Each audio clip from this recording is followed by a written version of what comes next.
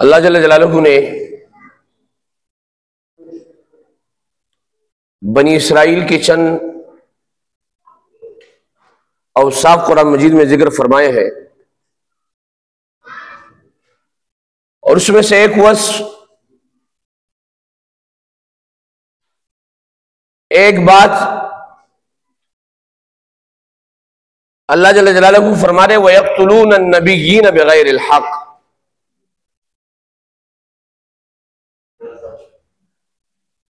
کہ بنی اسرائیل جو ہے وہ انبیاء علیہ السلام کو ناحق شہید کیا کرتے تھے۔ ذَلِكَ بِمَا عَصَوْا وَكَانُوا يَعْتَدُونَ،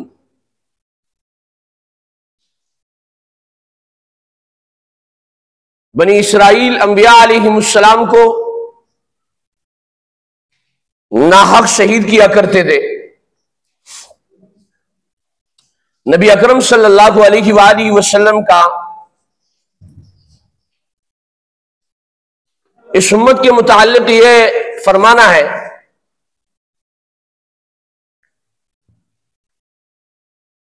کہ یہ لوگ ان کے قدم بقدم چلیں گے، یہاں تک کہ اگر وہ گو کے دل میں داخل ہوئے ہیں تو یہ بھی داخل ہونے کی کوشش کریں گے۔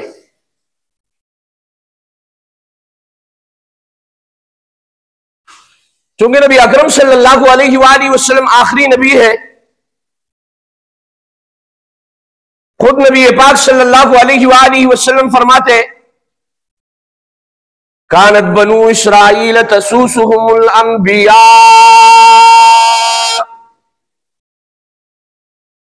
بنی اسرائیل کے انبیاء وہ سیاست فرمایا کرتے تھے۔ آج لفظ سیاست گالی بن چکی ہے، اور یہ لفظ عربی کا لفظ ہے، ہمارے معاشرے میں نعوذ باللہ یہ منافقت کے لیے استعمال ہوتا ہے۔ میرا نبی فرما رہے کانت بنو اسرائیل تسوسهم الانبیاء، بنی اسرائیل کے انبیاء وہ سیاست فرمایا کرتے تھے۔ اس لفظ کا معنی عربی میں ہے ایک کام کو بیسک سے لے کر، بنیاد سے لے کر آخر تک ترتیب اور طریقہ کار کے ساتھ انجام تک پہنچانا۔ کانت بنو اسرائیل تسوسهم الانبیاء، آقا دو جہاں سردار انبیاء محمد عربی صلی اللہ علیہ وسلم فرما رہے کلما ہلک نبی خلفہ آخر، جب ایک نبی دنیا سے چلے جاتے اس کے بعد دوسرے نبی آتے، اور نبی اکرم صلی اللہ علیہ وسلم فرما رہے انا وانا خاتم النبیین لا نبی بعدی، میں آخری نبی ہوں، میرے بعد کوئی نبی آنے والا نہیں ہے۔ نبی اکرم صلی اللہ علیہ وسلم کے بعد نبوت کا دروازہ بند ہو چکا ہے، اور قرآن کہتا ہے کہ انما یخشی اللہ من عبادہ العلماء، اللہ سے ڈرنے والے وہ لوگ ہیں جن کے پاس علم ہے۔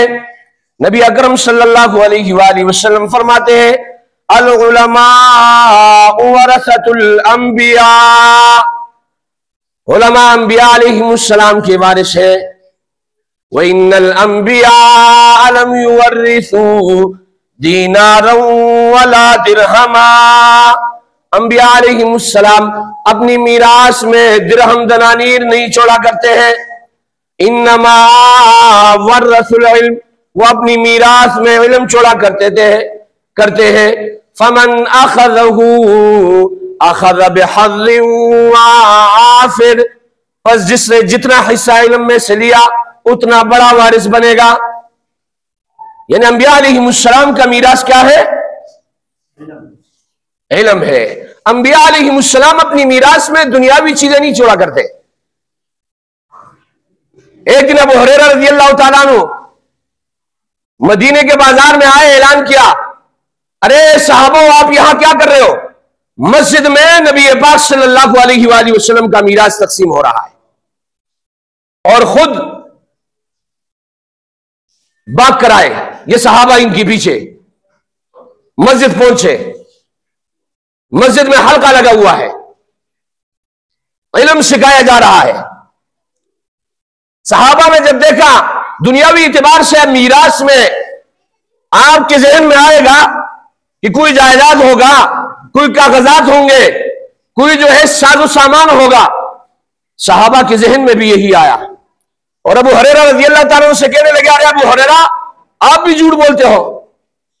ابو ہریرہ رضی اللہ تعالیٰ عنہ نے یہ حدیث سنائی, العلماء ورثۃ الانبیاء وان الانبیاء لم یورثوا دینارا ولا درہما وانما ورثوا العلم فمن اخذه اخذ بحظ وافر. کہ علماء انبیاء علیہم السلام کے وارث ہیں اور انبیاء اپنی میراث میں درہم دنانیر نہیں چھوڑا کرتا ہے, وہ اپنی میراث میں علم چھوڑا کرتے ہیں.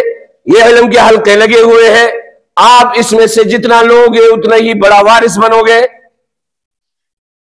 علم انبیاء علیہم السلام کا میراث ہے. تو عرض یہ کر رہا تھا کہ بنی اسرائیل کا شیوہ یہ تھا کہ وہ انبیاء علیہم السلام کو ناحق شہید کیا کرتے تھے. قرآن کہتا ہے وَيَقْتُلُونَ النَّبِيِّينَ بِغَيْرِ الْحَقِّ, انبیاء علیہم السلام کو ناحق قتل کرتے ہیں, ناحق شہید کرتے ہیں. آج امت محمدیہ میں انبیاء کے ورثہ کو شہید کیا جا رہا ہے اور حدیث میں آتا ہے ایک نبی کی شہادت پر اللہ جل جلالہ بدلہ لیتے 70,000 بندے مارتے ہیں. کتنے؟ 70,000 بندے مارتے ہیں ایک نبی کی شہادت پر. علماء انبیاء علیہم السلام کے وارث ہے اور ناحق شہید ہو, اس کے بدلے میں اگر 70,000 نہ ہو 70,100 تو میرے عزیز ساتھیوں مریں گے. اللہ جل جلالہ خود بدلہ لیتے ہیں, خود بدلہ لیتے ہیں. ایک نبی کی شہادت پر 70,000 لوگ اللہ رب العزت مارتے ہیں. ویسے تو ساری انسانیت کن فیکون سے ہوتی ہے, ساری انسانیت اللہ کے حکم سے مرتی ہے, لیکن بدلے کے طور پر اللہ جل جلالہ 70,000 بندوں کو نبی کے شہادت پر نبی کے بدلے میں لوگوں کو مارا جاتا ہے. اور علماء انبیاء علیہم السلام کے وارث ہیں. میرے عزیز ساتھیوں, انبیاء علیہم السلام کا کام کیا تھا؟ لوگوں کو اللہ کی طرف بلانا, اللہ کی طرف دعوت دینا, دین حق کی وضاحت کرنا, دین بتانا اور لوگوں کو عبادات کی طرف متوجہ کرنا. انبیاء علیہم السلام لوگوں کو بلاتے تھے اور نبی اکرم صلی اللہ علیہ وآلہ وسلم کا مشن بھی یہی تھا کہ لوگوں کو اللہ کی طرف بلایا جائے. صحابہ سے پوچھا گیا, صحابہ نبی پاک صلی اللہ علیہ وسلم کے مشن کے لینے والے تھے, نبی اکرم صلی اللہ علیہ وآلہ وسلم کے جانشین تھے, نبی پاک صلی اللہ علیہ وآلہ وسلم کی میراث کو آگے بڑھانے والے تھے, کہ آپ کا مشن کیا ہے؟ صحابہ فرماتے لنخرج العباد من عبادک العباد الى عبادت رب العباد. ہمارا مشن یہ ہے کہ لوگوں کو بندوں کی غلامی سے نکال کر رب کی غلامی میں ڈالنا, یہ ہمارا مشن ہے. لنخرج العباد من عبادک العباد الى عبادت رب العباد, لوگوں کو لوگوں کی غلامی سے نکال کر, لوگوں کو لوگوں کی غلامی سے نکال کر رب کی غلامی میں ڈالنا, یہ ہمارا مشن ہے. یہ صحابہ کا نعرہ تھا. اور جو ان کا وارث ہے جو ان کے ورثا ہے وہ بھی یہی کام کر رہے ہیں کہ انسان کچھ نہیں کر سکتا ہے، انسان ہر چیز میں رب کا محتاج ہے، اور اللہ رب العزت جو چاہتے ہیں وہ کر دکھاتے ہیں، اور اللہ رب العزت نے بغیر اسباب کے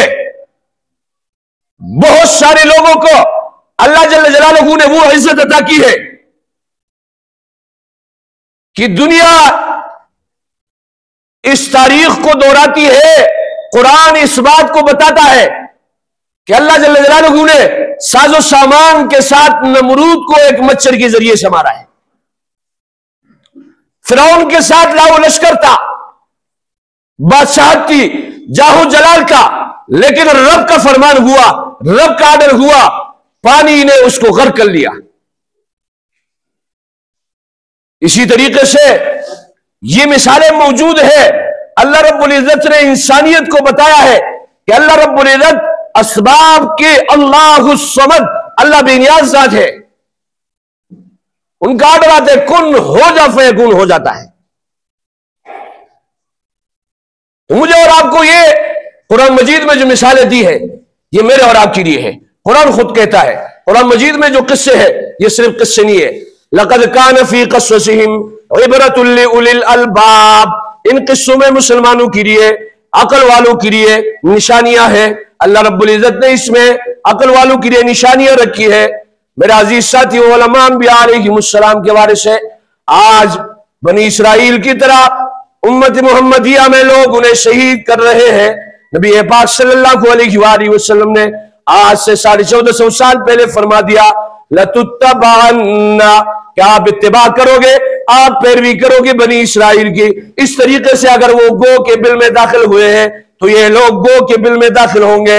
آج میرے عزیز ساتھیوں، علماء نے کیا ہے، حضرت رحمت اللہ علیہ کے سامنے ایک ڈاکٹر آیا، کہنے لگا ارے آپ یہ کیا کر رہے ہو، شب یہ تو آپ توانائی خرچ کر رہے ہو، توانائی خرچ کر رہے ہو۔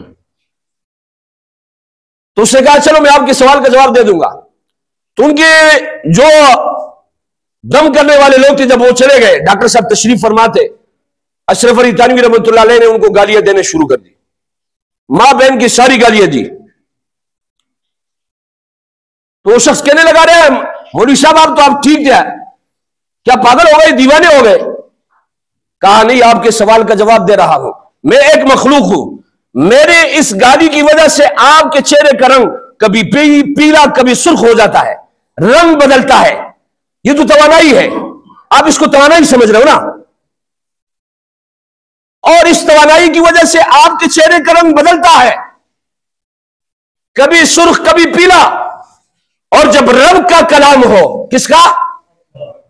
میرے رب کا کلام ہو، وہ میں کسی پر پڑھوں اس سے کوئی اثر نہیں ہوگا۔ لوگ کہتے ہیں نا اس سے کیا ہوتا ہے؟ تو نبی اکرم صلی اللہ علیہ وسلم نے یہ آیتیں پڑھی اور مٹی پر دم کیا اور ان کے سامنے پھینکا، اللہ رب العزت نے ان کی آنکھوں کے سامنے پردہ لایا۔ اس لیے میں درخواست کروں گا مسلمانوں سے بھی اور علماء سے بھی کہ وہ مسنون دعائیں جو نبی پاک صلی اللہ علیہ وآلہ وسلم نے صبح شام کے لیے تلقین فرمائی ہے، اس کو ضرور ہر عالم، ہر عام، ہر شخص پڑھے، خصوصاً وہ دعائیں جو حرص کے لیے ہے، وہ دعائیں جو حفاظت کے لیے ہے۔ اللہ رب العزت ان دعاؤں کی برکت سے انسان کے جان کی حفاظت فرماتے ہیں۔ دعائے انس، اس کے بارے میں آپ نے سنا ہوگا، حجاج بن یوسف نے انس بن مالک رضی اللہ تعالیٰ عنہ کو شہید کرنا چاہا اور کہا کہ میں آرڈر جاری کیا کہ اس کو جو ہے پھانسی پر لٹکایا جائے، تو انس بن مالک رضی اللہ تعالیٰ عنہ فرمانے لگے کہ آپ میرا ایک بال بھی ضائع نہیں کر سکتے ہو، مجھے نبی اکرم صلی اللہ علیہ وآلہ وسلم نے چند کلمات سکھائے ہیں، جب صبح پڑھ لوں تو شام تک میرا ایک بال بھی کوئی ضائع نہیں کر سکتا ہے، اور اگر شام کو پڑھ لوں تو صبح تک میرا کوئی ایک بال بھی ضائع نہیں کر سکتا ہے۔ اور پھر جو ہے حجاج بولتا، چیختا چلاتا، دا دا دا، اس کو چھوڑ دو۔ 3 مرتبہ یہ ماجرا ہوا اور پھر انہیں جانی دیا۔ درباریوں نے پوچھا یہ کیا بات ہے؟ کہا جب میں آرڈر جاری کرتا ان کے شانوں پر 2 شہر ظاہر ہو جاتے، اور وہ میرے طرف لپکتے، جب میں دا کا لفظ استعمال کرتا تو وہ غائب ہو جاتے. تو یہ دعائے انس کی برکت ہے. اگر صبح کوئی شخص پڑھ لے، شام تک ایک بال بھی کوئی شخص اس کا ضائع نہیں کر سکتا ہے. کن کو یاد ہے؟ ہاتھ کھڑا کرے جن کو یاد ہے. دعائے انس کسی کو یاد ہے؟ ماشاءاللہ ایک شخص نے. آپ کو یاد ہے دعائے انس؟ کس کو یاد ہے؟ ماشاءاللہ ایک بندے کو یاد ہے. میں دوہرا دیتا ہوں، آپ اس کو یاد کر لیں، صبح شام پڑھ لیا کریں. یہ جان کے مال کی حفاظت کے لیے بہترین دعا ہے. بسم اللہ علی نفسی و دینی، بسم اللہ علی اہلی و مالی و ولدی، بسم اللہ علی ما اعطانی، اللہ اللہ اللہ ربی لا اشرک به شیئا، اللہ اکبر اللہ اکبر اللہ اکبر، واعز واجل واعظم مما اخاف واحذر، عز جارک وجل ثناؤک ولا الہ غیرک، اللہم انی اعوذ بک من شر نفسی ومن شر کل شیطان مرید ومن شر کل جبار عنید، فَإِن تَوَلَّوْا فَقُلْ حَسْبِيَ اللَّهُ لَا إِلَهَ إِلَّا هُوَ عَلَيْهِ تَوَكَّلْتُ وَهُوَ رَبُّ الْعَرْشِ الْعَظِيمِ، إِنَّ وَلِيَّ اللَّهُ الَّذِي نَزَّلَ الْكِتَابَ وَهُوَ يَتَوَلَّى الصَّالِحِينَ، وَصَلَّى اللَّهُ تَعَالَى عَلَى خَيْرِ خَلْقِهِ مُحَمَّدٍ وَآلِهِ وَأَصْحَابِهِ أَجْمَعِينَ. یہ دعائے انس ہے، اس کو یاد کرو. لوگ اپنی حفاظت کے لیے جو ہے بڑے گارڈ ہائر کرتے ہیں، کمپنیوں کو ہائر کرتے، پیسے دیے جاتے کہ ہماری حفاظت ہو جائے. اللہ رب العزت ان کلمات کے برکت سے